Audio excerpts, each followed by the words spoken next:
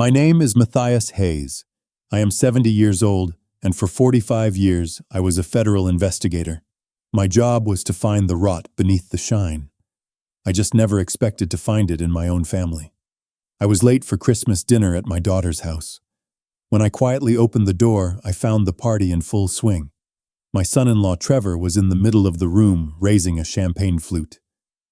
"And a final toast," he shouted over the music, "to a future with no more complications." Someone yelled, "Where's your father-in-law, Trevor?" Trevor laughed, a loud braying sound. "Oh, the old man. He's late. Thank God. I hope he's gone for good." The room erupted in laughter, and I watched my own daughter Emily giggle into her hand and say, "Trevor, be nice." I stood in the doorway, the cold December air at my back. I didn't feel pain. I felt clarity. I carefully, silently closed the door until the latch clicked. I turned around and walked away. An hour later, their celebration turned into a nightmare. They just didn't know it yet. The drive to Emily's new neighborhood always puts a knot in my stomach. My 2015 Toyota Camry, reliable and paid for, feels like a horse and buggy rolling through their pristine streets. Every house is a monument to debt, 3-car garages, and lawns so green they look fake. I am a man who values substance. They live in a world of surfaces. I am a simple man. I have lived in the same 2-bedroom apartment in the city for 30 years. It's clean, organized, and the mortgage was paid off in 1999. To Trevor, it's a dump. I know this because he told me. "Matthias," he'd said the first time he visited, sniffing the air, as if my small kitchen was offensive. "When are you going to move out of this box?" It's kind of depressing, isn't it? He never calls me Dad. He calls me Matthias, or worse, Chief. It's a little jab at my 40-year government career. He thinks I was some pencil-pushing accountant for the federal government. I never corrected him. It was easier to let him think I was boring. It was safer. "Still driving this thing, Chief?" he'd ask every time he saw my Camry. "You know they make cars this century, right?" And Emily, my daughter, she would just sigh a weak little sound. "Trevor, be nice." Her "be nice" never had any force. It was just a placeholder for a spine she no longer used. Emily used to be bright. We used to argue about politics, about books, about the designated hitter rule. Real conversations. Now she just parrots his opinions. She's become fragile, hushed, a watercolor painting left out in the rain. Christmas used to be my holiday, mine and Clara's. My late wife Clara loved Christmas. We'd have a simple tree. I'd make my famous standing rib roast. We'd play Bing Crosby. It was quiet. It was ours. Since Clara passed, and especially since Emily married Trevor, Christmas has become his production. Loud, flashy, and hollow. I go because I promised Clara I would. "She needs you, Matthias," she'd told me in the hospital, her hand frail in mine. "Don't let her drift away." So I go. I endure the casual insults. I endure the smug superiority of a man who has never built anything, only borrowed against it. I endure Trevor. But tonight felt different. The knot in my stomach was tighter. The air was already sour before I even left my apartment. The real reason for the tension, the reason I was driving through this miserable sleet, was the phone call. It came last Tuesday. I was organizing my tax documents for the year. An old habit when the phone rang. Emily. Her voice was too sweet, a high-pitched, sugary tone she only uses when she wants something. "Hi, Daddy." She hadn't called me Daddy since she was in college. My guard went up immediately. "What is it, Emily?" "Well, Trevor has this amazing opportunity. A new tech startup. It's a sure thing, Dad, absolutely guaranteed. We just need a little help with the business loan." I stayed silent. I knew what was coming next. "How little is a little, Emily?" $150,000. I almost dropped the phone. Emily, I'm a retired government employee. I live on a pension and my 401k. I don't have that kind of money just sitting around. No, Dad. That's the great part. We don't need your money. We just need you to co-sign. The bank just needs a stable asset as collateral and, well, your apartment is paid off. There it was, my home, the place I had shared with Clara for 35 years, the only thing of value I had left in the world. Emily, I can't. I won't. I will not risk my home. Her voice turned to ice. It was instantaneous. I can't believe you. After everything Trevor has done for us. For me. What has he done, Emily? I asked, my voice sharper than I intended. Besides, move you into a house you can't afford and buy you a car that belongs to the bank. He loves me. He gives us a beautiful life. I thought you'd want to help your family. I knew this would happen. Trevor said you wouldn't do it. He said you don't trust him. This isn't about trust, Emily. It's about math. This is a bad investment. And the answer is no. I have to go, she'd said. The click was loud in my ear. That was a week ago. We hadn't spoken since. This invitation to Christmas dinner wasn't an olive branch. It was a summons. This was my punishment, or perhaps my final test. I was supposed to show up hat in hand and apologize for not mortgaging my future for his sure thing. I pulled onto their street. The house was lit up like a landing strip, and the cars. My stomach clenched.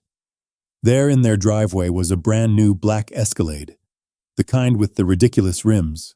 That's new. That's a $100,000 vehicle, minimum.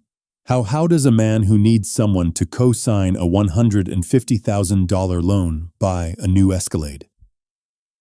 My mind. The part of me that spent 40 years following paper trails went on high alert. This wasn't just bad math. This wasn't just poor financial planning. This was a lie. I parked my Camry down the block under a flickering streetlight. I felt like I was on a stakeout. Old habits die hard. I pulled my collar tight. The sleet was turning to ice. I walked up the heated stone pathway. The music was thumping. I could feel the bass through the soles of my shoes. It was some pop song, loud and repetitive. The front door was a garish cherry red adorned with a wreath so large it looked like it was trying to swallow the entrance. I rang the bell. I could hear the chime faintly inside a polite ding-dong that was immediately drowned out by the music. I waited. The wind was brutal. I rang it again. Harder this time. Nothing. I could hear laughter. Loud, drunken laughter.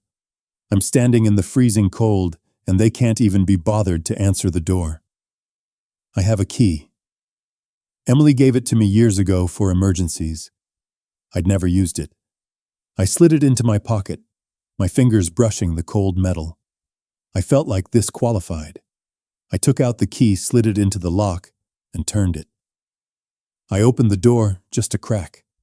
The wave of heat, perfume, and noise hit me in the face. The foyer was packed. I saw dozens of people I didn't recognize, all holding champagne flutes, all dressed in designer labels. Sequins, velvet. I stepped inside into the shadows of the hallway. No one saw me. They were all focused on the center of the living room where Trevor was standing on the coffee table. He was wearing a red velvet blazer. He looked like a third-rate game show host. Okay, everyone, he shouted, and the crowd slowly quieted down. He raised his glass. A toast, and he looked over at Emily, who was gazing up at him, her eyes shining with an adoration that made me sick. To my beautiful wife, Emily, for standing by me while we build our empire. A few people cheered. To this amazing house, more cheers, and a final toast, he said, his voice dropping into that oily conspiratorial tone he uses when he thinks he's being charming. To a future, with no more complications. A few people laughed, confused. Then a man in a cashmere sweater, a stranger, shouted, "Hey, Trevor, where's your father-in-law? I thought the chief was coming." Trevor's face split into a wide, ugly grin. The room went quiet, waiting for the punchline. "Oh, the old man," he said. "He's late, as usual." He paused, letting the silence hang. "Thank God it's so much better without him here, right?" He looked around the room, grinning. "I hope he's gone for good." The room erupted. It wasn't polite laughter. It was a loud, genuine, cruel roar. These people, his new wealthy friends, were laughing at me. At the old man. The complication. I looked for Emily, my daughter. She was standing right next to him. I watched her face. She blushed. She looked down. And then she hit his arm playfully. "Trevor, be nice," she giggled. She giggled. She didn't defend me. She didn't look horrified. She didn't walk away. She giggled. She was embarrassed by him, not for me. That was the moment. That was the final confirmation. The last thread of my promise to Clara snapped. I was still in the shadow of the hallway. No one had seen me. I felt nothing. No tears. No burning rage. Just cold. A profound, clear, absolute cold. The part of me that was Dad just died. The part of me that was Matthias Hayes' IRS criminal investigation just took control. I looked at the scene one last time. The expensive clothes, the champagne, the new Escalade outside, the $150,000 loan request, the lies. It all clicked into place. This wasn't a family dinner. It was a case file. I put my hand on the doorknob. I turned it slowly, silently. I pulled the heavy door toward me. I stepped back out into the freezing sleet. I closed the door, listening, waiting until I heard the latch engage with a soft, final click. I walked back to my Camry. As I sat in the driver's seat, the engine block ticking as it cooled, my phone buzzed in my pocket. The screen lit up, Emily. I silenced the call. It buzzed again immediately. "Emily." I held the power button down and watched the screen go black. I started the car. The engine hummed its quiet, reliable tune. I am not a retired accountant. I am not a grieving widower. I am an investigator. And my son-in-law, Trevor Grant, has just become my primary target. The operation begins tonight. The drive back was silent. The sleet had stopped leaving the city streets slick and black under the holiday lights. The reds and greens looked garish, almost mocking. I didn't turn the radio on. I just drove my hands steady on the wheel of my 10-year-old car. My apartment building is old brick built in the 50s. The lobby smells faintly of wax polish and old coffee. I nodded to the night doorman Sal, who was half asleep over a newspaper. He nodded back. To him, I'm just Mr. Hayes in 5B, the quiet retiree, the widower. I let myself into my apartment. The air was still. It is not a dump, as Trevor calls it. It is precise. Every book on my shelf is organized by subject. Every surface is clear. There is no clutter. My late wife Clara used to say I lived like a monk even when she was alive. I told her I just liked order.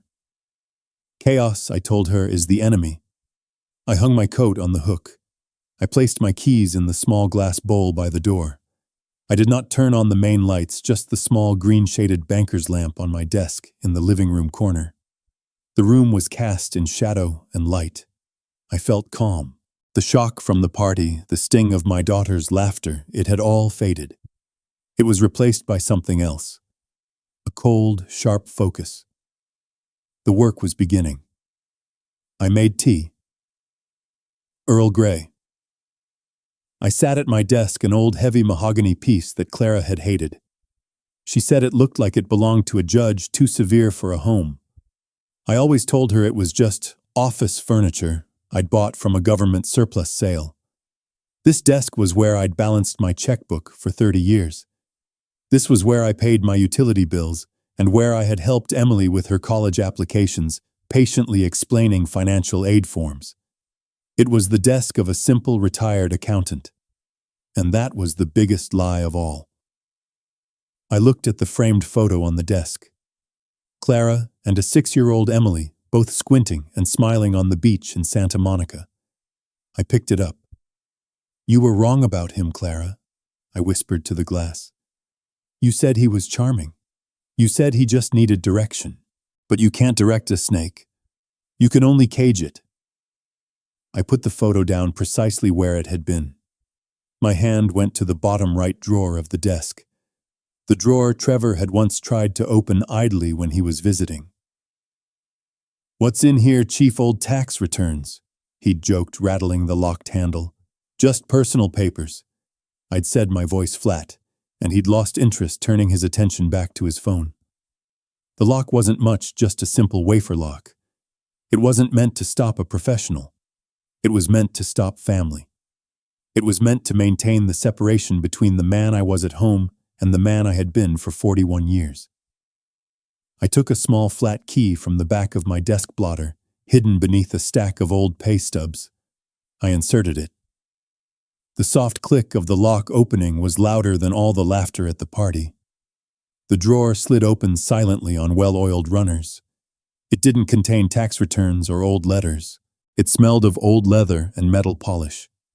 Inside, resting on a bed of worn black velvet, was my old life.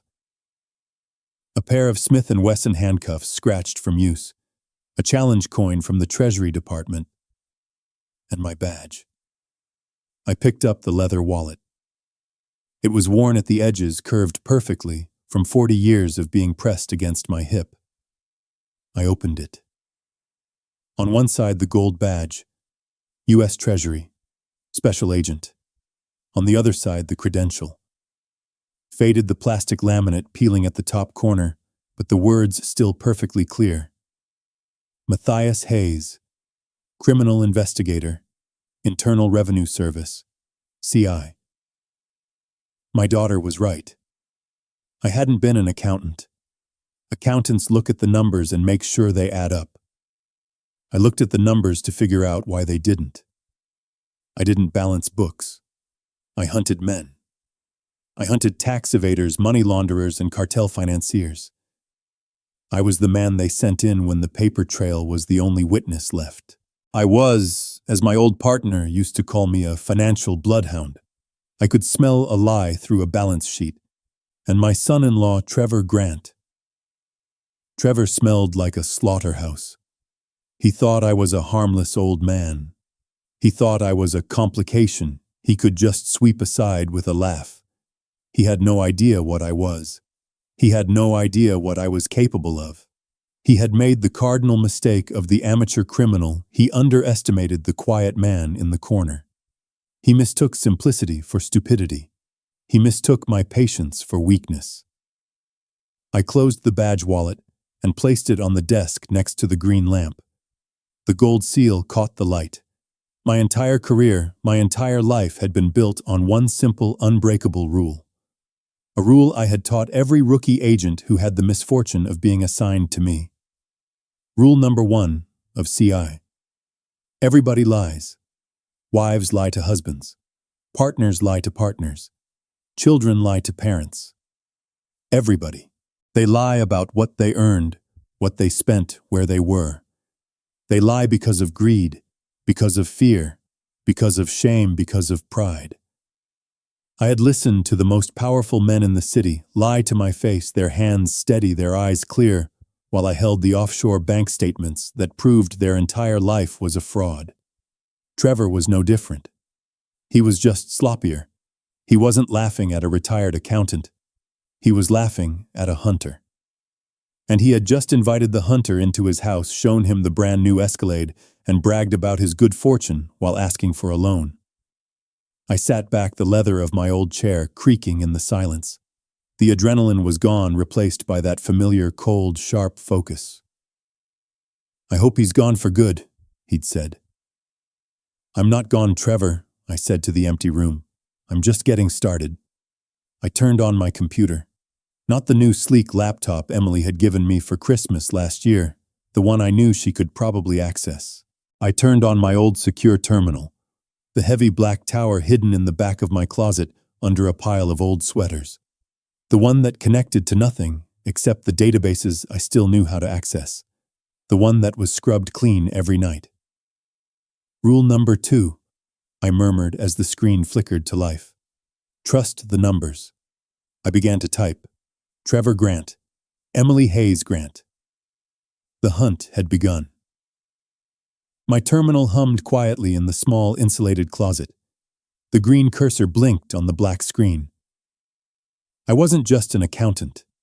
I was a financial bloodhound. And the first scent of prey is always an inconsistency, a smell that's just wrong. Trevor needed $150,000. He needed it badly enough to ask me, to risk angering his wife's complication. That was fact number 1. Trevor just bought a brand new Cadillac Escalade, a vehicle that starts at over $100,000, and knowing him, his was fully loaded. That was fact number 2. My fingers hovered over the keyboard. How does a man who needs a $150,000 loan simultaneously acquire a $100,000 asset? The simple answer is he doesn't. Not legally. Not unless the money for the car came from an illegitimate source he can't declare, and the loan is for something else entirely. Or the car itself is part of the grift. I started a new case file in my encrypted drive. Grant Trevor J. For years I've watched him. I observed his spending habits with the same detached interest I used to watch targets at high-end restaurants. He always picked up the check, but he always paid with a different credit card. He'd fan them out like a poker hand, a shiny new Amex, a Visa signature, a MasterCard.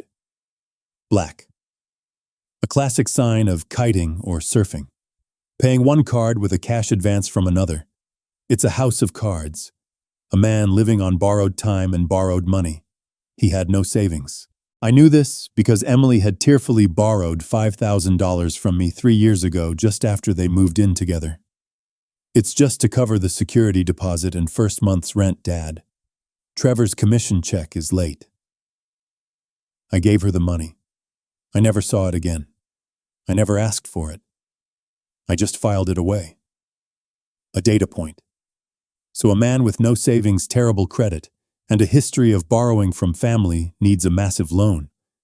But he's driving a new Escalade. Okay, Trevor, I murmured to the screen. Let's see the numbers. I couldn't use my old IRS credentials. That would be illegal, and I am above all a man of procedure. But my 40-year career hadn't just given me a pension. It had given me a network. People who owed me favors. People who, like me, enjoyed solving puzzles. I picked up my burner phone, not my regular cell. This one was old, heavy, and stored in a lead-lined pouch. I only had 3 numbers in it. One was for a lawyer, one was for a bondsman, and one was for Ben. Ben Abramson. Ben was a data wizard. He ran one of the largest private credit analysis firms in the country, a firm that specialized in forensic accounting for high-net-worth individuals. In reality, he found things that people paid a lot of money to keep hidden. We'd crossed paths on a case in the 90s. I'd kept him out of a federal indictment. He'd owed me ever since, Anso. I dialed. He picked up on the second ring. This had better be good, Matthias.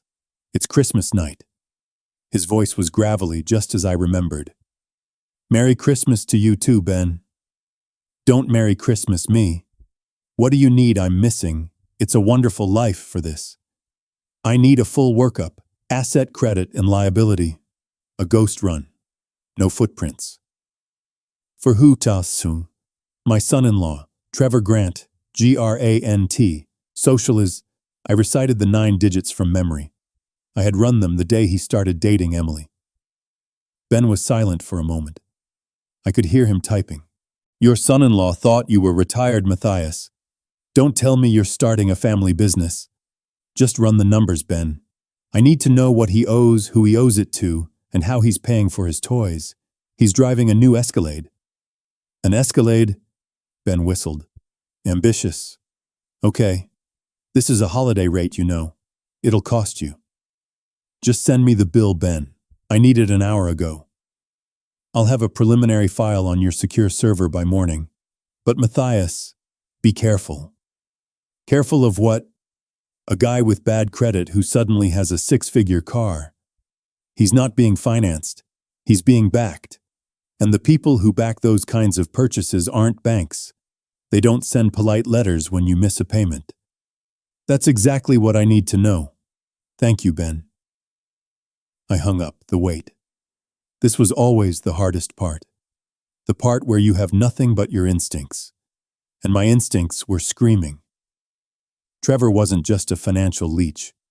He was desperate, and desperate men are dangerous. I walked to my kitchen and poured myself a glass of water. I looked at the small, cheap card Emily had sent me. Merry Christmas, Dad love, E&T. E&T, as if they were a single unit. But they weren't. Emily was the shield. I saw it now. Trevor was using her. Her name, her clean credit history, what was left of it, and her relationship with me. The $150,000 loan. Why co-sign? Why not just ask for the money? Because he knew I wouldn't give it to him. But co-signing, that's a different kind of lie. It's a lie of omission. He wasn't asking me for money, he was asking for my name. A name he could use to secure the loan default on it and leave me holding the bag. And the Escalade. That wasn't a purchase. That was a payment, or a gift. A gift from someone who was using him. My mind raced. A guy with that much debt doesn't buy a luxury car. He's given a luxury car by his handlers to keep him compliant, to make him feel successful while they sink their hooks in deeper. This wasn't just about my apartment. This was about my daughter. She was married to a man who was at best a fool and at worst a willing participant in something dark. I looked at the case file I had started. Grant Trevor J. The $150,000 wasn't for a startup. That was the lie he told Emily. That was the lie she told me. A man who owes $300,000 to loan sharks doesn't need seed money. He needs buyout money. He was trying to use my home to pay off his gambling debts before the interest or the enforcers broke his legs. Or worse. And the toast. I hope he's gone for good. A cold dread settled over me. It wasn't a joke. It wasn't just an insult. If I, the complication, was gone, if I were to have a sudden tragic accident appropriate for a 70-year-old man who would inherit my paid-off apartment, my only heir. Emily. And who controlled Emily Trevor? The $150,000 wasn't plan A. My apartment was. I sat at my desk for a long time watching the green cursor blink, waiting for Ben's report. The hunter was back, and the prey had just threatened my family. No. The prey was my family. I didn't sleep. An investigator doesn't sleep when a case is open. I sat at my desk, the green lamp casting a small pool of light in the pre-dawn darkness. Christmas morning. I could hear the first faint sounds of the city waking up, a distant snowplow, an early bus. I drank my tea. It was cold. I hadn't noticed. My mind was sorting the data points. The Escalade, the $150,000 loan, the toast, the giggle, the debts I already knew about. It was a puzzle, but the centerpiece was missing. Ben had the centerpiece. At 5:04 a.m., the burner phone vibrated, a single harsh buzz. It slid across the polished wood of my desk. I let it buzz a second time before picking it up. Hayes. Matthias, it's Ben. Merry Christmas. His voice was tired. He'd been working all night. What do you have for me, Ben? I heard him take a long drag from a cigarette. Well, first off, he said, your son-in-law is a financial ghost. The guy's credit score is in the 400s. He's got more defaults than I've had hot dinners. He has 22 active credit cards, all of them maxed out to the limit. He's juggling debt, moving balances, taking cash advances to make minimum payments. He's a classic house of cards. How this guy is even walking around is a miracle. I wasn't surprised. I had suspected as much. That explains the loan request. No bank would touch him. Banks. Ben let out a short, harsh laugh. Matthias, banks are the least of this guy's problems. Banks just ruin your credit. The people he owes money to, they ruin your health. My knuckles tightened on the phone. What did you find? The credit cards are just the window dressing, Matthias. The real debt, it's private, and it's big. I found markers from 3 different offshore sportsbooks. I found electronic trails for high-interest juice loans. These aren't student loans, my friend. These are the kind of debts you pay on time every time. How much, Ben? Another pause. I heard him tapping on his keyboard. From what I can piece together in the last 6 hours, the total is north of $300,000. $300K, and the interest on that, it's probably another 10 grand a week. He's not just in debt, Matthias. He's drowning. $300,000. The number hung in the air. The Escalade.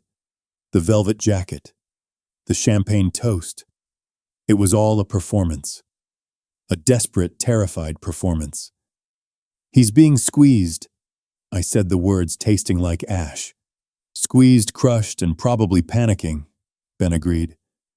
These private lenders, they don't send polite letters, Matthias. They send large men who don't knock. This Trevor Grant isn't just in financial trouble. He's in physical trouble. He needed that $150,000 from you. He needed it yesterday. Now it all made sense. The loan wasn't for a startup. It was a ransom. It was a desperate attempt to pay off the most violent of his creditors before they came to collect. And I had said no. I had signed his death warrant, or so he thought. Thank you, Ben. Send me the full file, encrypted. Will do. And Matthias, yes, be careful. A man who owes that much money to those kinds of people, he's not just desperate. He's a cornered animal. And cornered animals bite everyone, especially the people closest to them. I know, I said. I'm counting on it. I hung up. I stood up and walked to the window. The sky was turning a dark, bruised purple. Christmas morning.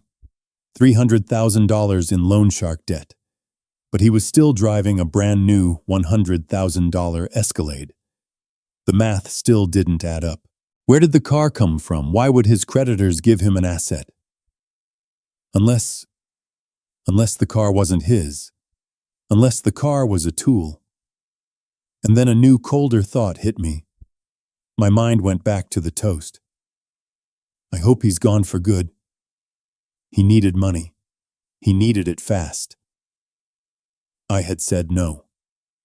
What was his plan B? I looked at the phone. He had 22 maxed-out credit cards. He had $300,000 in private debt. He had nothing. Except a wife. A wife who was the sole heir to a 70-year-old man who lived in a paid-off apartment in a prime location. My gaze drifted to the framed photo of Clara and Emily. "Oh, Emily," I whispered. "This was never just about a loan. This was about my assets." But there was still a missing piece. That Escalade. And that $200,000 in cash that Ben had mentioned. The money that had been washed through my daughter's name. Where did that money come from? I held the phone, the cold plastic pressed against my ear.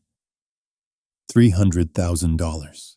The number was abstract, but the implications were violently real. Ben was right. Trevor was a cornered animal. "Ben," I said, my voice low and steady. "This is more than I thought.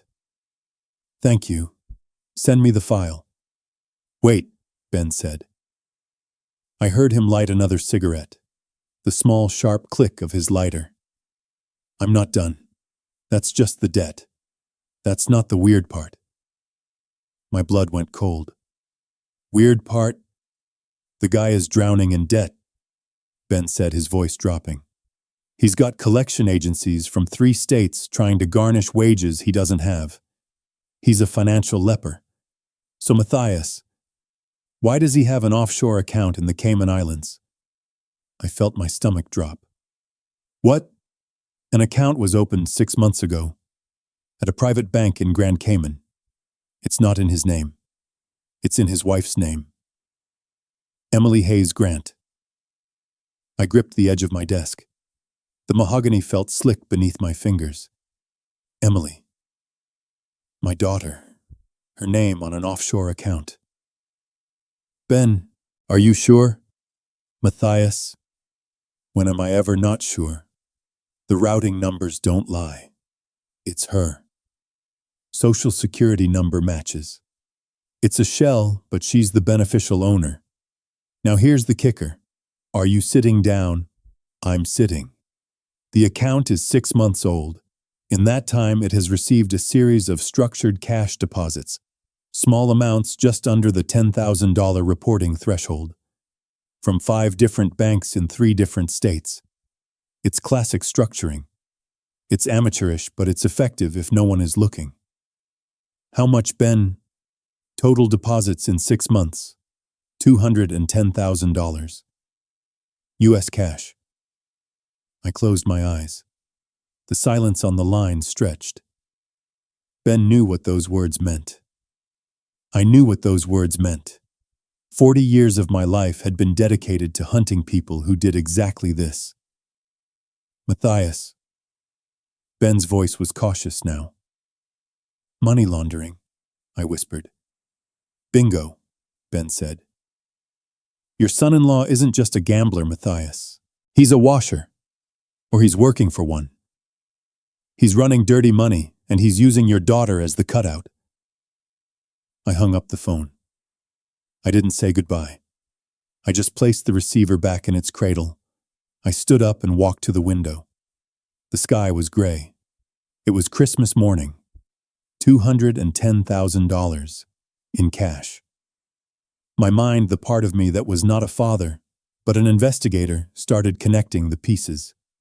The cold, hard machinery of my old job clicked into gear. A man doesn't accumulate $300,000 in gambling debts and simultaneously get handed $200,000 in cash to wash. Those are 2 different worlds. Or are they? What if the debt and the cash are linked? What if he's not just a gambler, but a bookie or an operator? What if the $200,000 is the profit, and the $300,000 is the debt he owes to his criminal partners? This isn't just about a degenerate gambler trying to stay afloat. This is about a small-time crook who got in over his head with serious players. The Escalade. It wasn't a purchase. It was a bonus. A gift from his bosses to keep him happy, to make him feel successful while they used him to move their money. And Emily. My daughter. I sank into my chair. Was she a willing participant? My heart screamed no. She was weak, she was manipulated, but she wasn't a criminal. But my brain, my investigator brain, was merciless. She giggled. When Trevor said, "I hope he's gone for good," she giggled. Was that the giggle of an embarrassed wife, or the giggle of a co-conspirator who was in on the joke? The joke being that the old man, the complication, was so clueless, he had no idea they were sitting on a $200,000 pile of dirty money, the $150,000 loan request. It was a test. It was a probe. They weren't just asking for a cosigner. They were testing my resources. They were testing my stupidity. If I had said yes, it would have confirmed their narrative that I was just a financially naive old man, a resource to be tapped, an asset to be liquidated when the time was right. And my refusal wasn't just a no. It was a threat. It was a sign that I wasn't as easily controlled as they thought. And what happens when a cornered animal like Trevor, who owes $300,000 to killers, meets an unexpected obstacle? I hope he's gone for good. It wasn't a joke. It wasn't a wish. It was Plan B. My God. This was no longer a family dispute. This was no longer about a rude son-in-law or a disrespectful daughter. This was a federal case. Money laundering, conspiracy, and now, potential solicitation for murder. My daughter was in the middle of it. She was either a victim or a co-conspirator, and in the eyes of the law, it often didn't matter. Her name was on the account.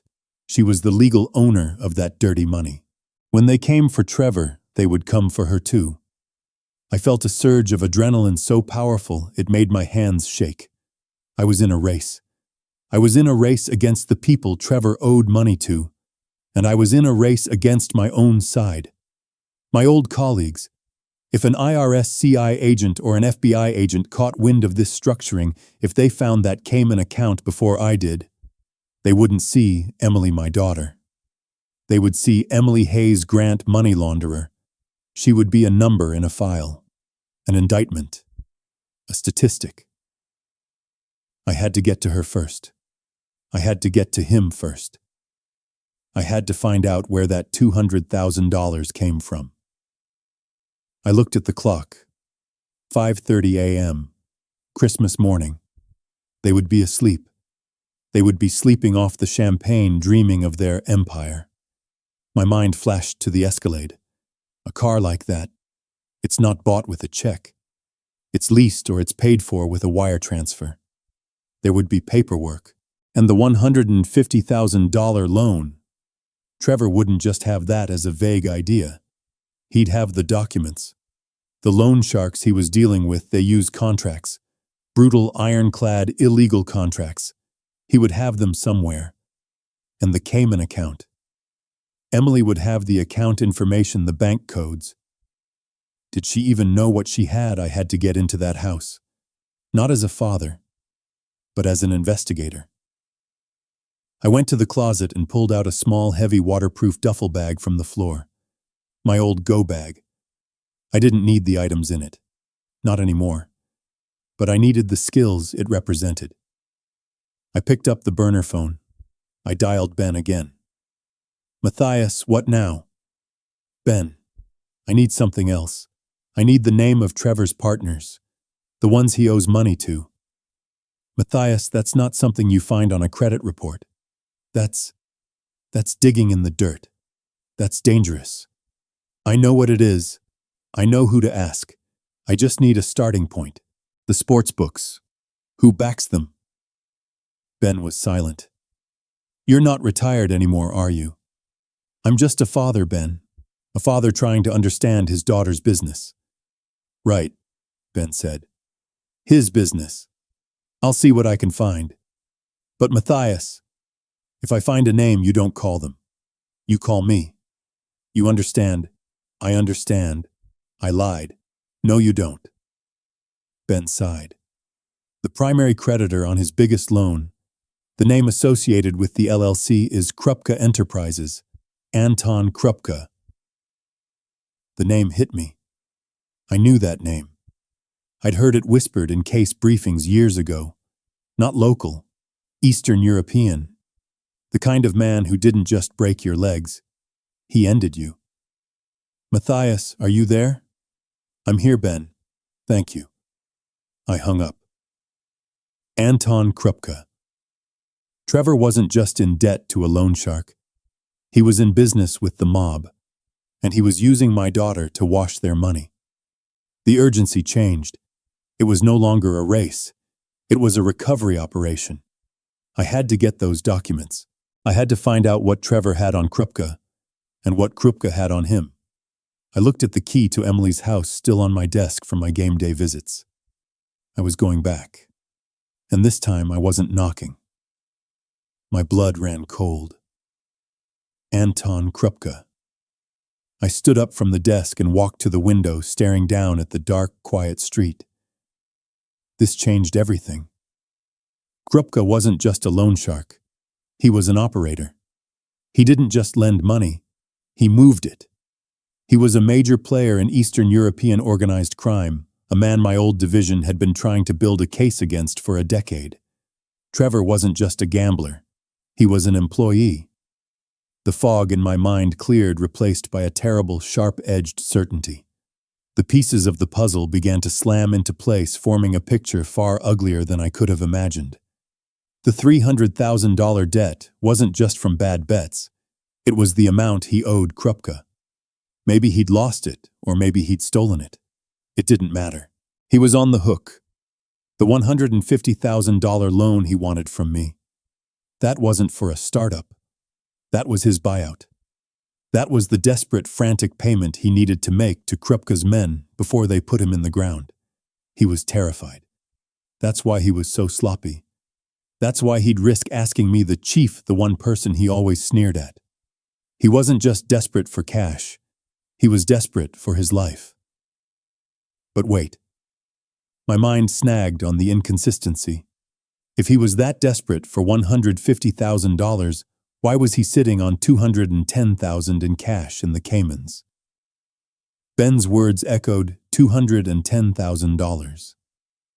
U.S. cash. Why would a man who is a day away from having his legs broken sit on a pile of cash larger than his debt? Why not use the laundered money to pay off the loan shark? I paced the small apartment. Once. Twice. Then I stopped. Because it wasn't his money. Of course. It was Krupka's money. Trevor wasn't a bookie. He was a mule. A launderer. Krupka was giving him cash, and Trevor's job was to wash it to make it clean by structuring it through my daughter's account.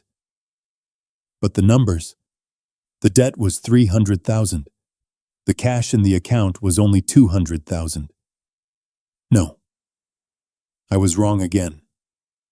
I went back to my desk. I looked at the file.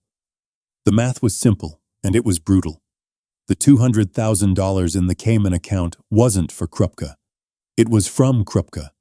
It was the money Trevor had successfully laundered for them, but the $300,000, that was separate.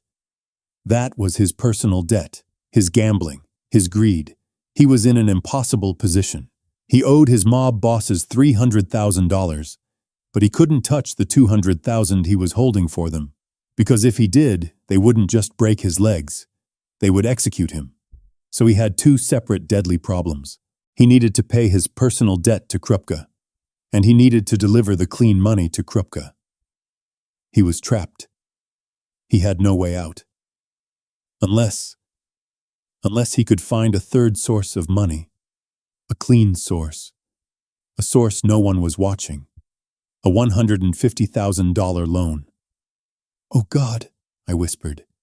He needed my money to pay off his mob debts. But the $200,000 in the Cayman account, why was it still just sitting there? Why hadn't he finished the job and wired it to Krupka's people? A new, colder realization settled in. Because he wasn't going to.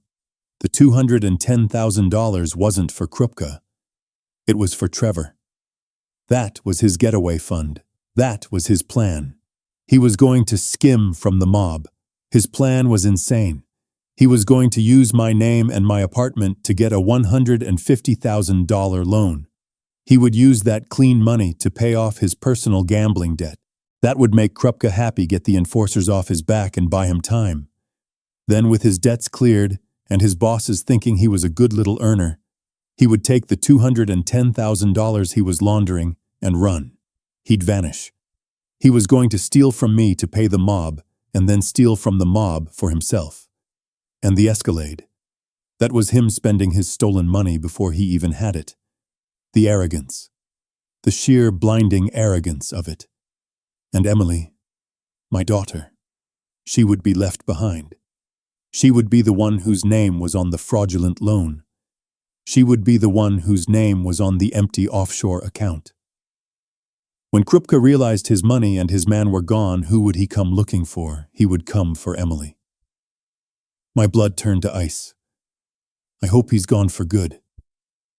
That toast. It wasn't about me. It was about him. He was projecting. He was already seeing himself on a beach, gone for good. But I was still a problem. The complication. If I was still around, I could contest the fraudulent loan on my apartment. I could report it. The whole scheme would unravel before he could escape. He needed me out of the way. Gone for good. He wasn't just wishing for it. He was planning on it. I had to get into that house. I had to find the paperwork for that loan. I had to find the account details for that Cayman bank. I had to get the evidence. Not just to stop Trevor, but to save Emily, to prove she was a pawn, not a player. I looked at the clock. 3:15 a.m., Christmas morning. The party would be long over. They would be asleep, drunk on champagne and arrogance. I went to my closet and pulled out the old go bag. I didn't need the items inside. I just needed my old skills. I grabbed my keys. I grabbed my burner phone. I left my apartment a ghost in the silent hallway. I was no longer Matthias, the grieving father. I was Agent Hayes, and I was going to war. I drove back to their street. It was 3:17. The rain had washed the ice off the roads, but the air was biting. I parked my Camry 3 blocks away in the shadow of a large oak tree. An old habit. Never park in the target's line of sight. The neighborhood was dead. The party houses were dark. Even the gaudy Christmas lights on Trevor's lawn had been turned off. Good. A dark house is an honest house. It's where the real evidence lives. I walked silently.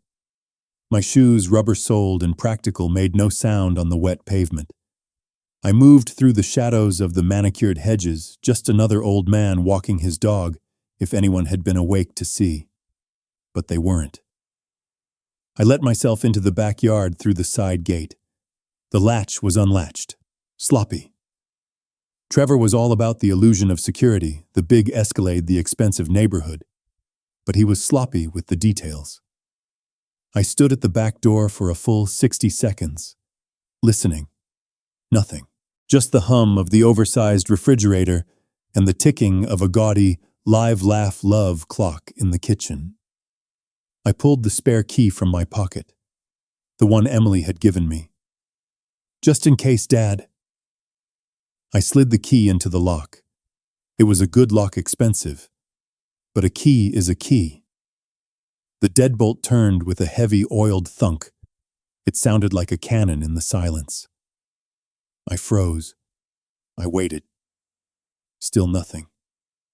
I opened the door an inch at a time and slipped inside. The smell hit me first. Stale champagne, the greasy odor of cold party food, and something else. A faint, sick-sweet smell. Trevor's cologne. It was everywhere, as if he'd marked his territory. The house was a wreck. This was not the festive scene I had glimpsed hours earlier. This was the aftermath. Half-eaten plates of food were stacked on the granite countertops. Empty bottles, vodka, gin, whiskey brands I knew cost $300 a bottle littered the floor. Red wine was spilled on the white marble tiles like a fake bloodstain. This wasn't a celebration. It was a binge. A last supper. I didn't bother with the living room. The evidence I needed wouldn't be in plain sight. I moved through the darkness, my eyes adjusted. I was an investigator in a compromised scene. Everything was evidence. The sheer number of empty bottles told me they weren't just drinking. They were trying to forget something, or trying to build up the courage for something. I moved down the hall. My target was the room Trevor called his study, a ridiculous name for a small spare bedroom where he played at being a big shot. I reached the door. I put my hand on the brass knob. I turned it slowly. It didn't budge. Locked. I smiled in the dark. A cheap residential privacy lock. The kind you buy at Home Depot for $20. The kind you put on a bathroom door, not an office. He was an amateur. He was trying to hide something, but he didn't even know how. I reached into my wallet. Not the part with my driver's license or my single credit card. I reached into a hidden fold in the leather, a compartment I had sewn in myself 30 years ago. I pulled out a small, flat steel case. Inside, a set of picks. My old tools. My old friends. I slid the tension wrench into the bottom of the keyhole. I applied the slightest pressure, just enough to bind the pins. Then I took the small hook pick. This was muscle memory. It was like riding a bike. I probed the lock. Pin 1. Click. Pin 2. Click. Pin 3. He'd bought a 5-pin tumbler. He'd probably thought it was high security. Click. Click. The 5th pin was stubborn. It felt gritty. I eased off the tension wrench just a fraction and pushed the pin again. Click. The cylinder turned. The knob was free. The entire process took less than 15 seconds. I pushed the door open slowly, leading with my shoulder, just in case he'd rigged something. He hadn't. I stepped inside and closed the door behind me, not all the way. I left it open just a crack. Rule number 3, always have an exit. The study was worse than the kitchen. It smelled of that cologne and fear. A sour, acidic smell. I didn't turn on the light. I used the small, high-powered pen light from my keychain. A beam of white light tight as a needle. The desk was a disaster. Piles of unopened mail, final notices, envelopes stamped in red, urgent, overdue. This was the desk of a man who was out of time. I went straight for the main desk drawer.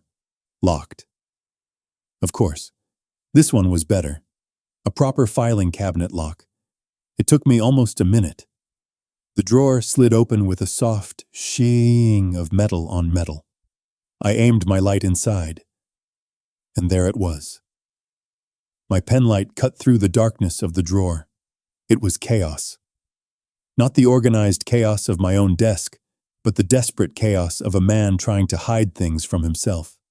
Crumpled receipts from gas stations, a handful of loose change, dried-out pens, a single sad-looking cufflink, a stack of old declined credit cards cut in half. This was the graveyard of his previous failed lives. I ran my fingers along the side of the drawer under the lip. Nothing. I pushed the junk aside. My fingers hit something hard. A false bottom, no. A leather-bound portfolio.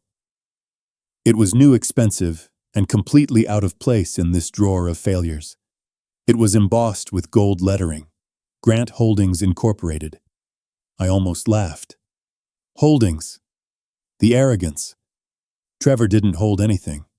He owed. I lifted it out. It was heavy. I placed it on the desk and opened it. Inside it was meticulously organized. A terrifying contrast to the drawer it came from. This was his real desk. This was the plan. My light scanned the tabs. Invoices. Projections. Offshore. I felt my pulse quicken. I went to offshore first. There it was. Bank statements from Grand Cayman. The account number. And the name Emily Hayes Grant. My daughter. My foolish blind daughter. I saw the deposits. Just as Ben had said. Structured. 10,000 here. 9,500 there. A total of $210,000. I saw withdrawal slips. $50,000 wired 2 weeks ago. I checked the Invoices tab. A matching invoice from Krupka Enterprises. Stamped paid. So he was paying them. He was in the process of paying his debts. But where was he getting the money? He was washing it, yes, but he was also spending it. Then I saw the purchase order for the Escalade. It wasn't a lease. He'd bought it. Cash. $104,000. Paid in full last week. My mind was racing. He'd used the laundered money. He'd used Krupka's money to buy himself a toy. "You idiot," I whispered. "You magnificent suicidal idiot." He wasn't just in debt to the mob. He was stealing from them. He was laundering their cash and then spending it. He wasn't just a mule. He was a thief. This man was already dead. He just didn't know it. Krupka would find out. It was only a matter of time. This changed the motive. The $150,000 loan he wanted from me, it wasn't to pay Krupka. It was to replace the money he had stolen from Krupka before Krupka found out. He was trying to plug a hole in a dam with my house. I kept digging. I needed to find the loan application. It had to be here. I felt a smaller folder tucked into the back sleeve of the leather portfolio. It wasn't embossed. It was a plain manila folder. It had one word written on it in Trevor's sloppy handwriting, Apex. I opened it. The letterhead was aggressive. Apex, Private Capital. When the banks say no, we say yes. My skin crawled. I knew this world. This wasn't a bank. This was a hard money lender. The kind of people who operate in a legal gray area charging interest rates that would make a loan shark blush. They're faster than banks and their foreclosure process is efficient. I read the first page. It was a loan application. Principal amount, $150,000. Interest rate, 22.5% variable. Origination fee, $15,000 due at signing. This wasn't a loan. It was an execution. Trevor wasn't trying to build a business. He was trying to survive the next 30 days. My light scanned the pages. Borrower Trevor Grant. Co-borrower Emily Hayes Grant. Of course, he'd roped her into this too. If he defaulted, they would come for her. But that wasn't enough. A lender like Apex, they wouldn't just take the signatures of two people drowning in debt. They'd want something real. They'd want collateral. I turned the page to the collateral agreement. My heart stopped. I read the line, but my brain couldn't process it. I read it again. Secured collateral. The property located at 412 East 79th Street, Apartment 5B, New York, New York. Title holder, Matthias Hayes. I couldn't breathe. My apartment. My home. The home I shared with Clara. The home I paid off. The only thing I owned. This monster. This child. He was using my home, my life to pay for his stupidity. I thought, this is impossible. They'd need my signature. I never signed this. My hands were shaking. Not with fear. With a rage so cold it burned. I turned the page. The last page. The signature page. And there it was. Matthias Hayes. It was my signature. It was perfect. The loop on the H, the sharp downstroke on the Y, the slight upward tilt I always gave it. It was flawless. You bastard! I said, my voice a low growl in the silent room. You absolute bastard! When did he get this? And then I remembered. A drip-fed memory, sharp and sickening. 2 months ago, a Saturday. I was watching the game. Trevor had stopped by unannounced. He'd seemed helpful. Hey, Chief, I'm just helping Emily consolidate some of her old student loans. The bank needs a good faith signature from a family member. It's not a cosign, it's just a character reference. Proves the family is stable. He'd pushed a stack of papers in front of me. It's just this bottom page, Dad. He'd called me Dad. He never called me Dad. I'd been distracted. The game was in the 9th inning. I'd scrawled my name, Matthias Hayes, on the line he'd pointed to. I hadn't even read the header. He hadn't gotten a sample. He'd gotten the real thing. He'd tricked me into signing a blank authorization. Or maybe he'd swapped the pages. It didn't matter. He had my signature on a legal binding document. He had my home. And the loan was pending. It hadn't been funded yet. They were waiting on one last thing. The toast. I hope he's gone for good. It all snapped into focus. It wasn't just a wish. It was a requirement. The loan company Apex, they couldn't seize the property of a living, breathing 70-year-old man without a fight. The legal battles would take years.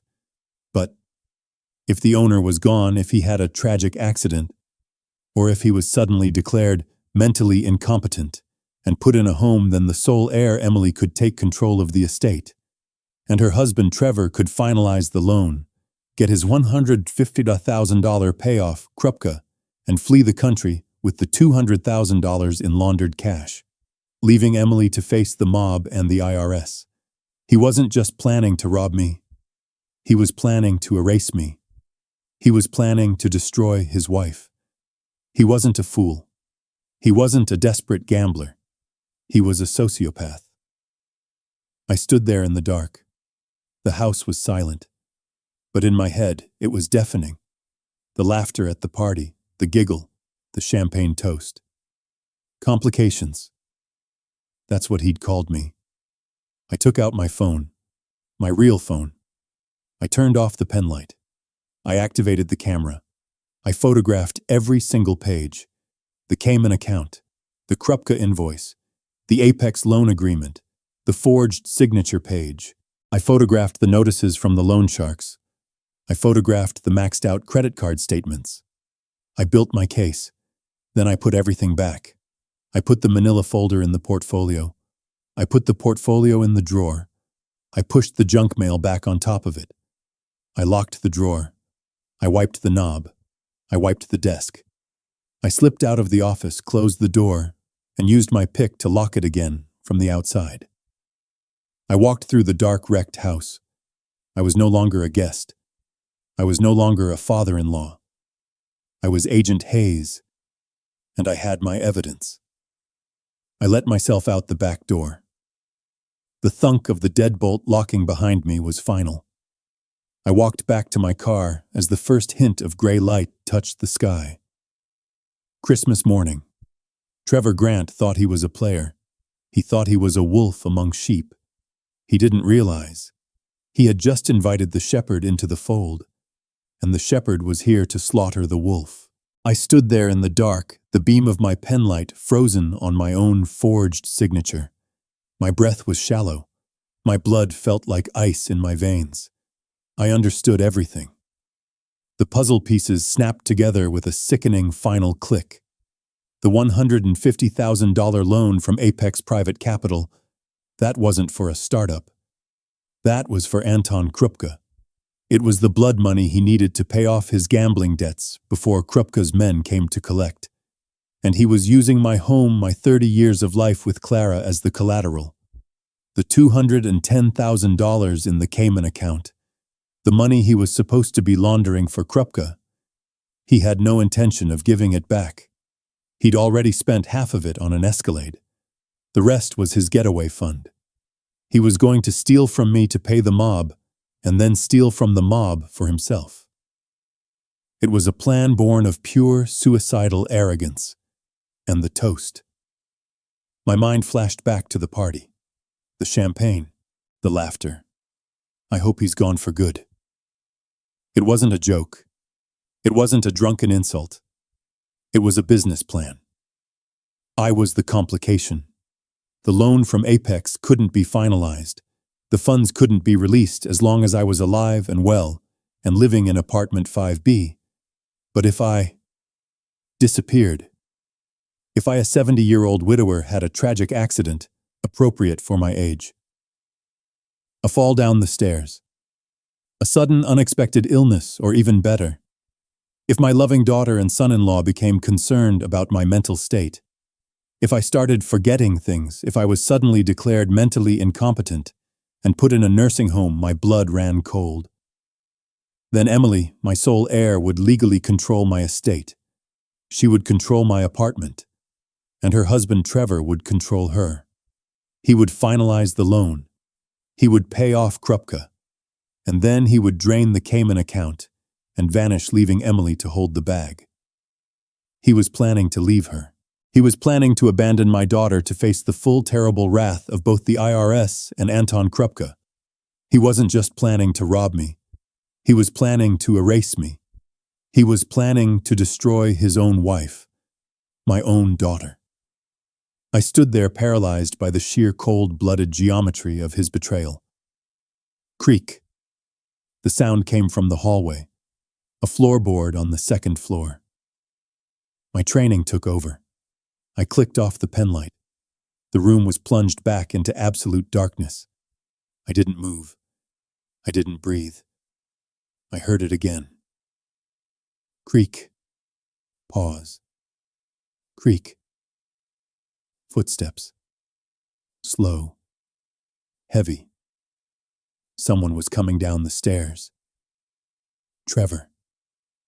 My heart hammered against my ribs, but my hands were rock steady. I couldn't leave. Not without the evidence. I had one chance. I pulled out my phone. The real one. I unlocked it, the screen's glow so bright in the dark, it felt like a spotlight. I shielded it with my body, aiming it down at the desk. I had seconds. My fingers flew. Click. The Apex loan application.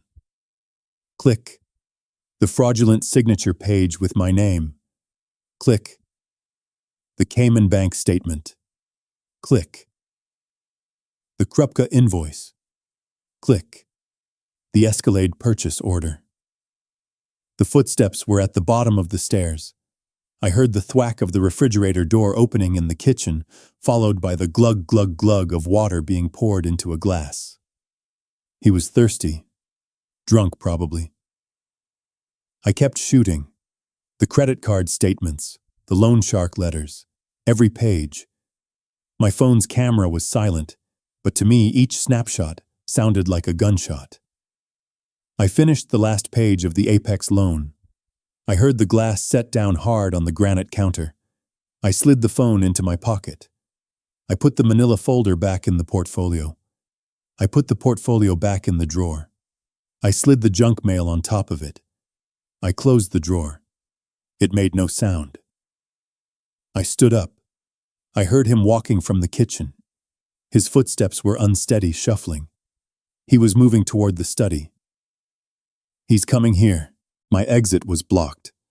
The door was just a crack, but he was between me and the hallway. I didn't panic. I scanned the room. Window. Locked.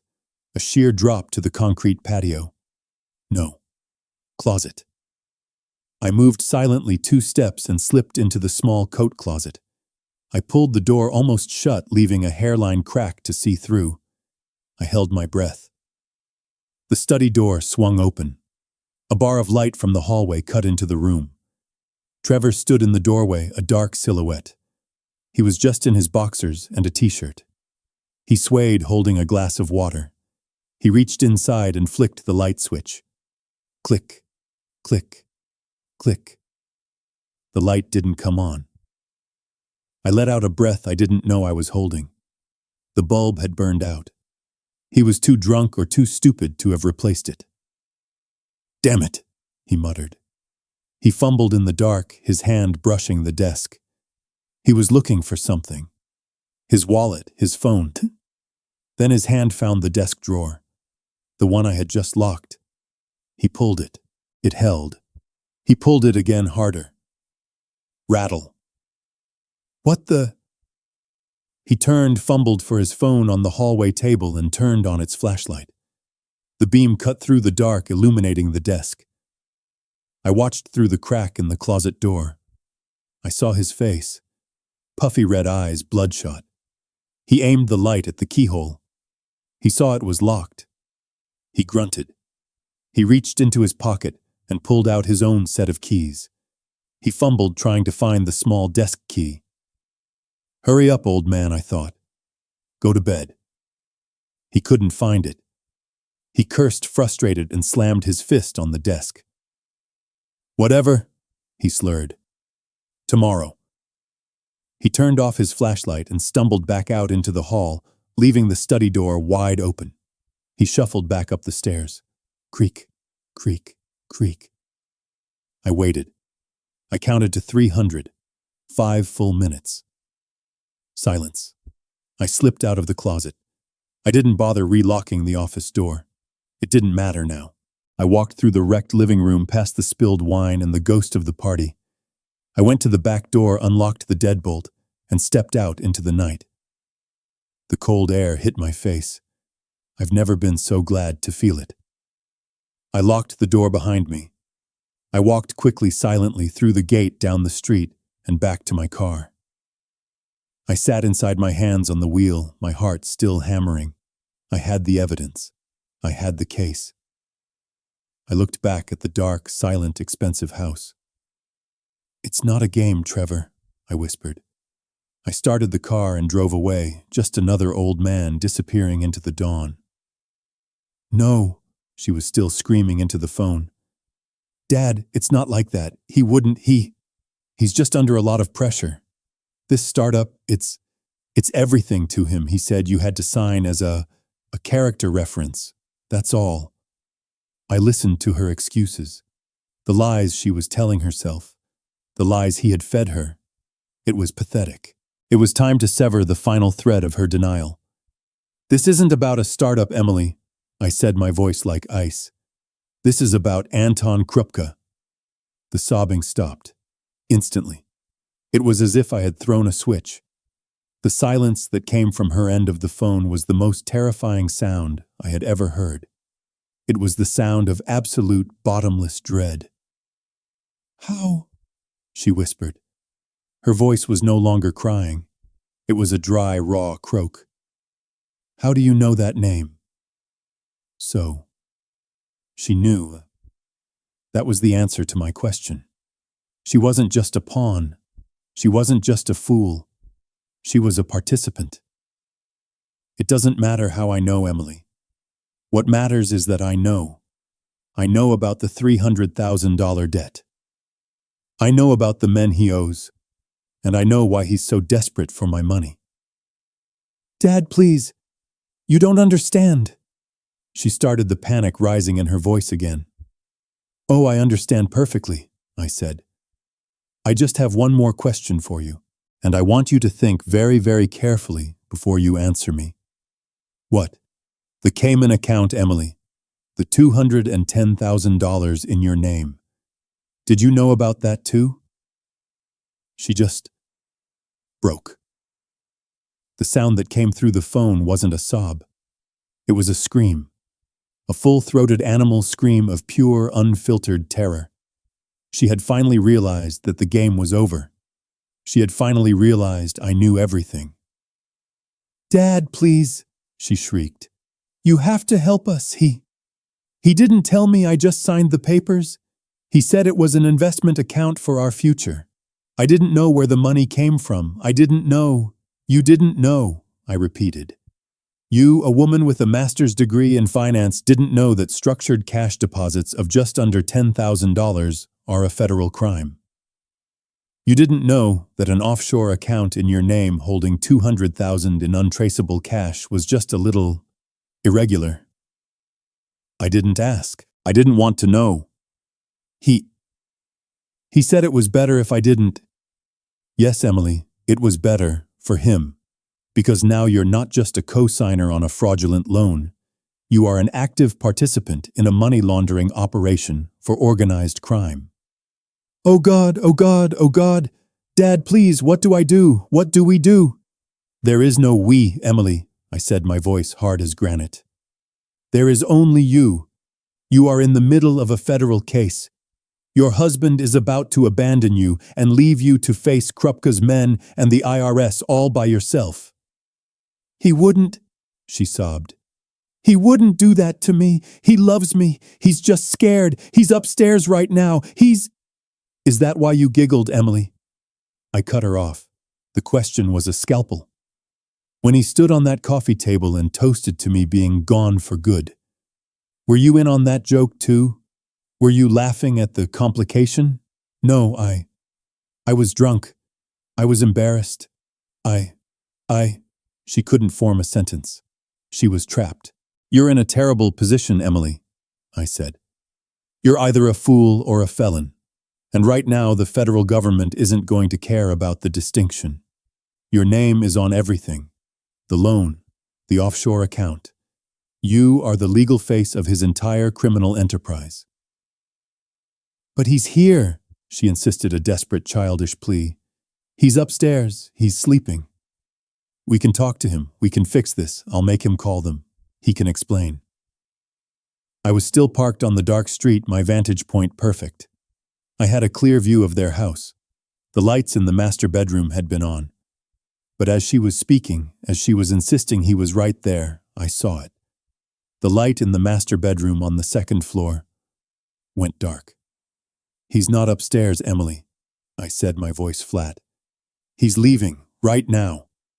What? No, he's in the bathroom. No, Emily, I can see your house. He just turned off the bedroom light. He's been packing while you've been on the phone with me. He's on his way out. You're lying. You're trying to scare me. Emma, go check. Go on. Go up the stairs. Go see if the man who loves you is still there. I heard her drop the phone. I heard it clatter against a hard floor. I heard her muffled footsteps running. Trevor. Her voice was a distant scream. Trevor. I heard her pound up the stairs. I heard her slam open the bedroom door. Then, silence. Just the empty sound of an open phone line. A few seconds later, I heard her pick it up. She wasn't screaming. She wasn't crying. Her voice was a terrified, empty whisper. The car is gone. Dad. The Escalade is gone. Yes, Emily, I said. He left. He left me. Oh my God. He left me. He was never with you, Emily. He was just using you. You were the cover. You were the escape plan. And now that I'm in the way, he's cashing out and leaving you to take the fall. What do I do? She whispered. Dad, please. You have to help me. I'm your daughter. You stopped being my daughter when you giggled, Emily, I said. When you watched your husband toast to my disappearance and you giggled. I hung up the phone. I sat in my car. I let the silence of the Christmas morning wash over me. The trap was set. The first piece had been moved. Now it was time to call the wolf. The sound of Emily's final broken wail was cut off, replaced by the sterile silence of my car. I felt nothing. No pity. No remorse. An operator cannot afford emotion during an active engagement. And this was very, very active. She had confirmed it. He was running. He had an early business flight. He was walking into the trap. I looked at the dashboard clock. 4:22 a.m. He'd be heading for the airport now, probably JFK or Newark, trying to catch the first flight out of the country. He had a 90-minute drive, maybe less at this hour. My window was small, but it was enough. I didn't call the police. The local cops would be too slow. They'd get lost in jurisdiction warrants and procedure. By the time they understood what was happening, Trevor would be sipping a cocktail in a country with no extradition treaty. No, this was a federal matter. This was my world. I picked up the phone and dialed Ben. He picked up on the first ring, his voice now wide awake and sharp. Matthias, what did you find? He's running, Ben, right now. He's heading to the airport. I need you to make the call. I need you to flag him. On what grounds? I can't just call in a favor with no paper. You have all the paper you need, I said, my voice cold. He has an offshore account in his wife's name in the Caymans. It's full of structured cash deposits. That's money laundering. He has a pending fraudulent loan application for $150,000, secured with a forged signature against a property he doesn't own. That's wire fraud and forgery. He's a flight risk. He's tied to Anton Krupka, and he is fleeing the country with over $200,000 in illicit funds. There was a sharp whistle on the other end. Krupka. You didn't say Krupka. Matthias, this isn't a family squabble anymore. This is big. I know what it is, Ben. That's why you're making the call. I need him stopped. I need him flagged at every international checkpoint, TSA, customs, all of it. You got it, Ben said. His voice was all business now. Money laundering, wire fraud conspiracy. That's enough to get him pulled out of any security line. He won't even make it to the gate. I'll call my contact at Homeland Security. They love this stuff more than the FBI does. Good. Tell them he's driving a black 2024 Cadillac Escalade. New plates. He's armed. Is he? Ben asked, a new tension in his voice. No, I said. But I want them to be thorough when they pull him over. Ben let out a dark chuckle. Matthias, you are a cold bastard. I love it. Consider it done. He's not getting on that plane. Thank you, Ben. One more thing, Ben said. What about your daughter? Her name is on that Cayman account. When they pick him up, they're going to start looking at her. I looked out the window at the empty highway. I know. That's her part of the consequences. I hung up. The trap was set. The federal mechanism was now grinding into motion. Trevor's escape route was closed. He just didn't know it yet. He was a rat in a maze of his own making, and he was running straight for the steel door. But setting the trap wasn't enough. I needed to watch him run. I needed him to know who had set it. I opened my call list. I found his name. Trevor. My thumb hovered over the button. It was time to make the most important call of my career. It was time for the real interrogation to begin. I sat in my cold Camry. 4:22 a.m. Christmas morning. The federal flag was in place. The digital tripwire was set. Every TSA agent, every Customs and Border Protection officer at every international departure terminal in the tri-state area now had Trevor's name flashing on their screen. The trap was built. It was time to rattle the cage. I opened my call list. I found his name. Trevor. My thumb hovered over the button. In my 40 years at the IRS, I learned that criminals have two breaking points: when you seize their money and when you shatter their ego. I was about to do both. I dialed the number. It rang once, twice. I visualized him. He was in the Escalade, the one bought with Krupka's stolen money. He'd be driving fast, 90, maybe 95, on the empty highway. The adrenaline of the escape, the arrogance of his win, the $200,000 in his mental pocket. He would be feeling invincible. He would see my name flash on the dashboard screen, and he would smile. The old fool, the complication.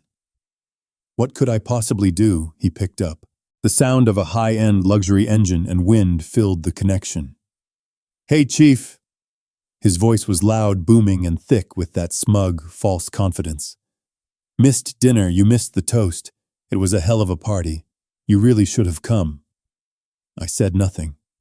I let him talk into the void. Matthias. You there? The look about the toast. I was just drunk, you know how it is. Just rattling Emily's chain. No hard feelings, right? Water under the bridge. Where are you going? Trevor. My voice was quiet. Not angry. Just cold. The way I used to speak in those small gray rooms. The fake cheer in his voice evaporated. What I told you. I've got a business trip. Early flight. You know how it is. A business trip, I repeated. Where to the Caymans? The silence that followed was the most satisfying sound I have ever heard. It wasn't just silence. It was a vacuum. It was the sound of a man's entire world stopping. It was the sound of the blood draining from his face, the sound of his knuckles turning white on the steering wheel of his stolen Escalade. I could hear his adrenaline turning from arrogance to pure cold acid terror. What? His voice was a fraction of what it was, a dry whisper. What did you just say? I said. I continued savoring each word. Are you going to the Caymans? Or is it Panama? I'd recommend Panama. The banking laws are a little more favorable for men in your line of work. I don't know what you're talking about, old man. You're losing it. He was recovering, trying to rebuild the lie. But he was sloppy. He was scared. I don't think I am, Trevor. You see, I was at your house tonight, after the party. I was in your study. Another silence. This one was shorter, sharper. I saw the forged papers, Trevor. The application for the $150,000 loan from Apex Private Capital. The one secured against my apartment. You broke into my house? He shrieked. That's illegal. You're... And I saw the signature page. I continued ignoring him. My signature, Matthias Hayes. A very good forgery. You must have practiced. When you had me sign those pension papers a few months ago. That was smart. You're not as dumb as you look. You can't prove that. That's my word against yours, you senile old. But it wasn't just the loan, Trevor. I also saw the file you labeled offshore. I saw the Cayman bank statements, the ones in Emily's name. He made a sound, a small choking sound. I saw the $210,000, Trevor. The structured cash deposits, the money you stole from your partners. My partners? You're crazy. That's investment money. Is that what you call Anton Krupka an investor? Because I call him something else. I know about the $300,000 debt, Trevor. I know he's squeezing you. I know you've been skimming from the money you were supposed to be laundering for him. I know you bought that Escalade with his cash. This time the silence was complete. He wasn't just scared anymore. He was confused. The prey had just realized the sheepdog was actually a wolf. Who? He whispered. His voice was trembling so hard I could barely understand him. Who? What the hell are you? I let the question hang in the air. I let him picture me. The quiet old man in the threadbare sweater. The boring retiree who lives in a box. You thought I was an accountant, didn't you? I said. A pencil pusher. That's what you called me, wasn't it? The chief.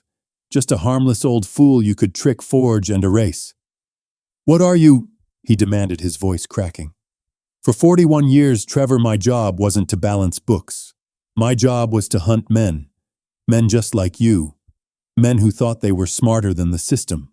Men who lived in big houses they couldn't afford and drove cars they didn't pay for. Men who used their wives, their friends, their parents as shields. I am a special agent with the IRS, Criminal Investigation Division. Or at least I was. And in 40 years, Trevor, you are the most arrogant, incompetent, and sloppiest money launderer I have ever had the displeasure of analyzing. You're structuring. A joke. Using your wife's real name. A rookie mistake. Stealing from Anton Krupka. That's not just stupid. That's a suicide note.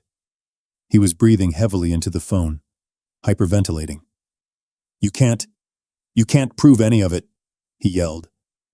It was his last desperate defense. It's just paper. You stole it. It's inadmissible. You're retired. You're nothing. You're right, Trevor. I am retired, and I am nothing, which is why I don't have to follow the rules anymore. What does that mean? It means, I said, looking at my watch. 4:28 a.m. He'd be getting close to the airport. It means that while you've been talking to me, my old colleagues at Homeland Security have been waiting for you. Your name, your plates, your passport, they've all been flagged. Money laundering, wire fraud, conspiracy. You won't even make it past the security check-in, Trevor. No, you wouldn't. They're waiting for you right now. But you know that's the good news for you. That's the safe option. Because jail is a lot better than the alternative. Alternative? What alternative? Oh, I said, as if it were an afterthought. By the way, about 10 minutes ago, I made an anonymous call to one of Mr. Krupka's associates. A man I know has a short temper.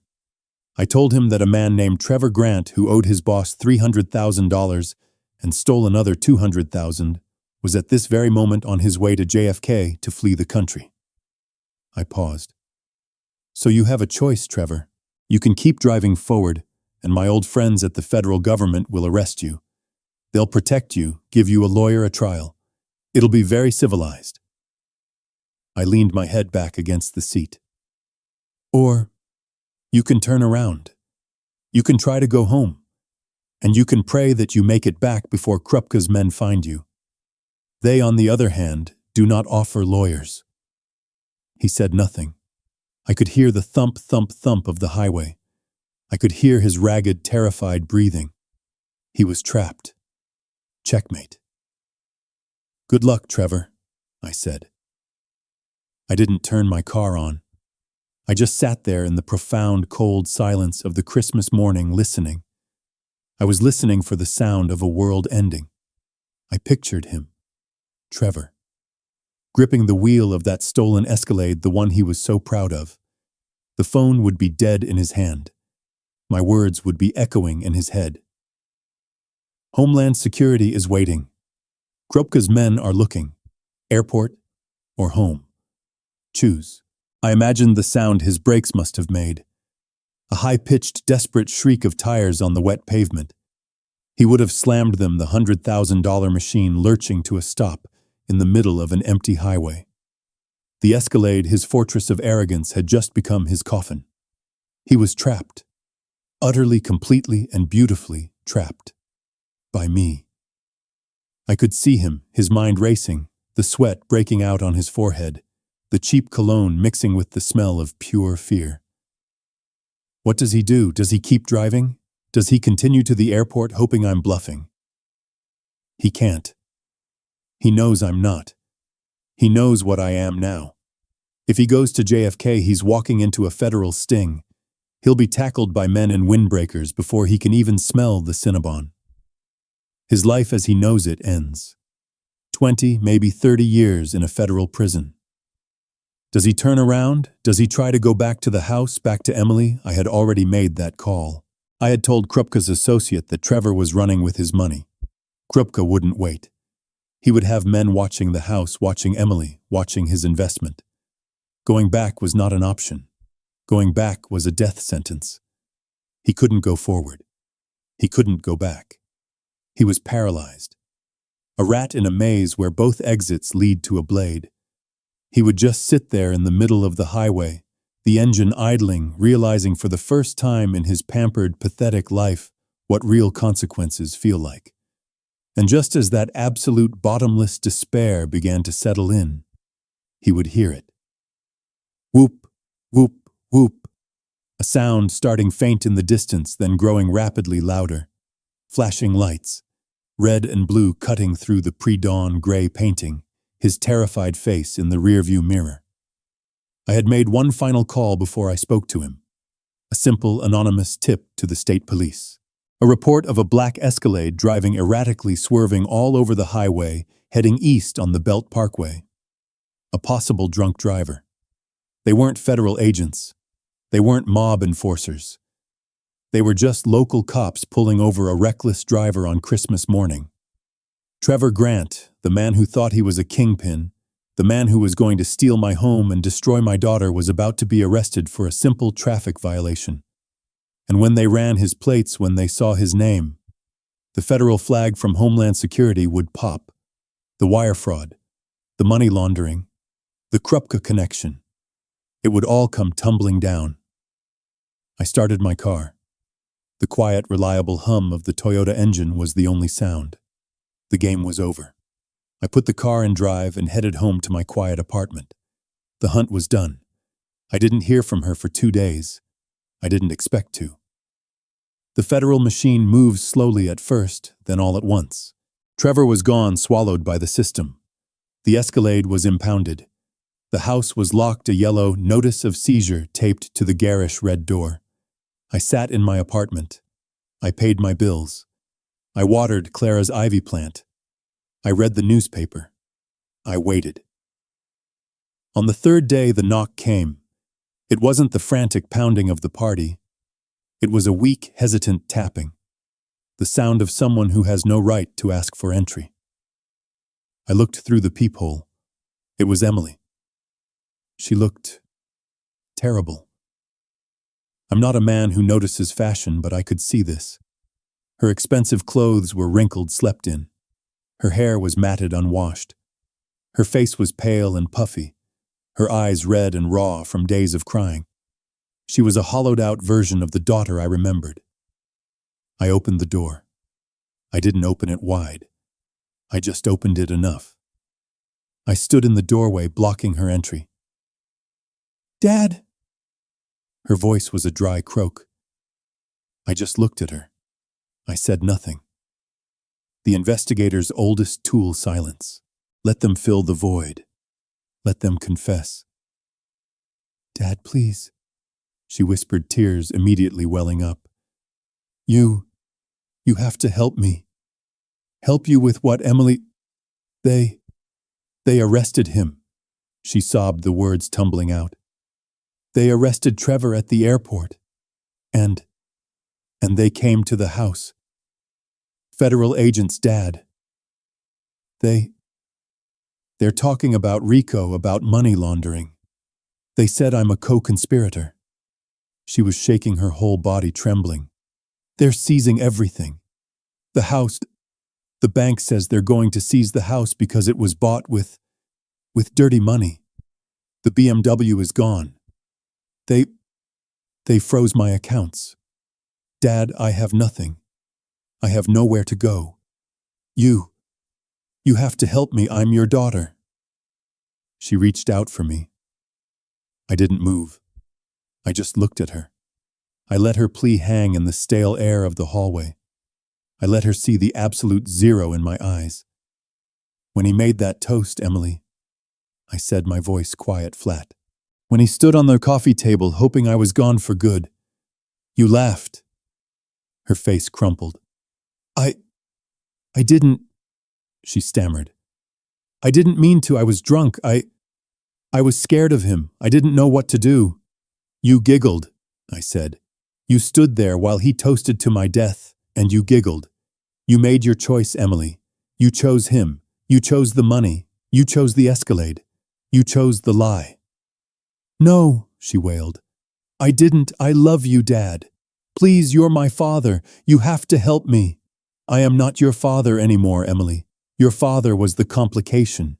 Your father was the old man you could laugh about. I am just Matthias. And Matthias is the man whose signature your husband forged. Matthias is the man whose home you and your husband conspired to steal." "I didn't conspire. I just signed." "You signed," I finished for her. "You signed and you didn't ask questions. You lived in a house you couldn't afford and drove a car you didn't earn, and you never once asked why. Because you were a coward. You were weak. And in this world, weakness is just another word for complicity." She looked at me, her eyes wide with the horrible understanding that the man in front of her was not going to save her. What am I supposed to do?" she whispered. I looked at her daughter, the wreck of a woman in my doorway, and I gave her my final verdict. "You are going to find out what it's like to be an adult, Emily, for the first time in your life. You are going to call the U.S. Attorney's Office. You are going to tell them you want to cooperate fully. You are going to tell them every single thing you know about Trevor, about Anton Krupke, about the Cayman account. Everything. They'll send me to prison." "Maybe," I said. "Or maybe they'll see you for what you are, a foolish, greedy woman who was used by a smarter criminal. Maybe they'll give you probation. But you will have a criminal record. You will have that for the rest of your life." "But I'll have nothing." "You will sell that ridiculous BMW if they haven't seized it already. You will sell your designer bags. You will sell that gaudy ring on your finger. You will use that money to hire a public defender. And then you will get a job. You will wait tables, or you will answer phones, or you will clean houses. And you will, for the first time, pay your own rent. You will, or the first time, stand on your own 2 feet. You will, Emily, finally take responsibility for your choices." She just stared at me, the tears frozen on her face. She was realizing that there was no way out. The bank of Dad was closed. Forever. "I can't," she whispered. "I don't know how." "Then you will learn," I said. I looked at her one last time. The daughter of my heart, the last piece of Clara. She was gone. In her place was this stranger, this weak, compromised stranger. Goodbye, Emily. I closed the door. I didn't slam it. I just closed it firmly. I heard her make one small broken sound on the other side. I turned the deadbolt. A heavy final click. I walked back to my desk, sat down, and opened my newspaper. My hands were perfectly steady. The house was quiet. Order had been restored. This story teaches us a hard lesson. Greed is a bottomless pit that will eventually swallow you whole. Trevor and Emily had every opportunity to build an honest life, but they chose the path of deceit. They believed that money was the ultimate power, but they were wrong. They underestimated the quiet man in the corner. They forgot that true strength isn't about what you own or how loud you are. It's about character intelligence and the patience to wait for the perfect moment to reveal the truth. They played a short, flashy game. I played the long one. If you believe that actions must have consequences, subscribe to this channel for more stories where the truth always comes to light.